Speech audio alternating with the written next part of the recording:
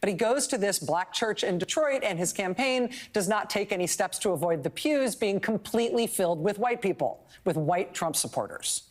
Then on the day, the message of his supposed campaign is that he's trying to appeal to black voters, right? That's the whole point of doing this photo op. He then goes straight from that venue, stuffed with white people, to a conference hosted by this guy, who has been in the news for the last few months for saying, quote, "We made a huge mistake when we passed the Civil Rights Act in the 1960s, saying that he thinks black people are not qualified to be airline pilots, that he worries if he's on a flight and sees that the pilot is black," who has been posting things like, quote, "Whiteness is great" on social media, who has been hosting guests on his podcast to talk about how black people are inherently biologically inferior and incapable of advanced intelligence.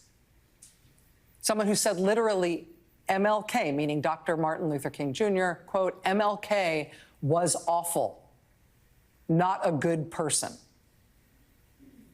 So on the day, your campaign message is, hey, black voters, look at me. Aren't I appealing? Going from the black church that's inexplicably full of white people right from there to go be with, to go do an appearance with the MLK was awful and the Civil Rights Act was a mistake guy. If that's how you're running your campaign, you are not trying very hard in normal campaign terms. But they are not trying very hard in normal campaign terms. They're not trying very hard to compete on normal political appeals. What they are trying to do instead is take power by menacing and chasing out of the country anyone who opposes their leader.